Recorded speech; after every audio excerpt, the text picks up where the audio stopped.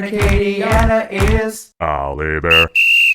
There's the whistle. We're fired up. Big game tomorrow. Raging Cajun football. They're taking on the Green Wave. It is 11. It is televised, I believe, which is wonderful. And it's also why it's so early. But it will not stop us from being out there as early as we possibly can with some great recipes. Allie Bear highlighting a lot of those this week over at the Alumni House. Miss Amy Armstrong, love to see her.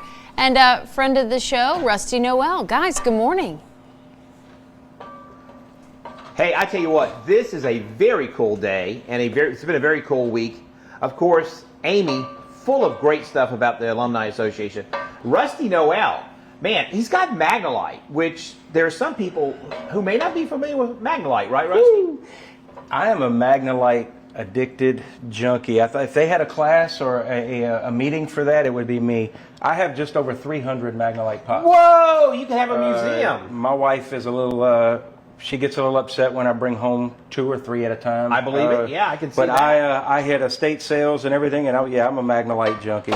So we are starting Rusty's famous chili. Tell us about the chili. So we have cubed ribeye and ground sirloin from Nunu's, and we'll start doing that, just browning it down right now. And the key to a good chili is this deep south chili powder. It's dark, it's really nice, and then obviously we use Rusty seasoning. Really? I'm shocked. Yeah, we use this for every stuff.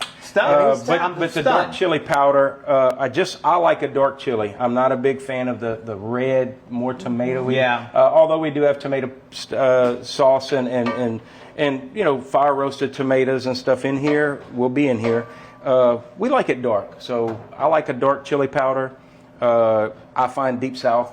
It's harder to find here. They're more around the Metairie area, but I go straight to the plant and buy it by the case. Oh, wow. Of course, you're Rusty Noel. Stuff. And we have a chili cook-off tomorrow, so every time you invite me on the show, I always kind of like to practice a little bit for what we're cooking tomorrow. And that's what we're all about here. Now, Amy Armstrong, you're from Texas. That's chili country. I am. So I'm always curious, what's a Texas chili? Is this a Texas chili? I mean, what makes a chili a Texas chili?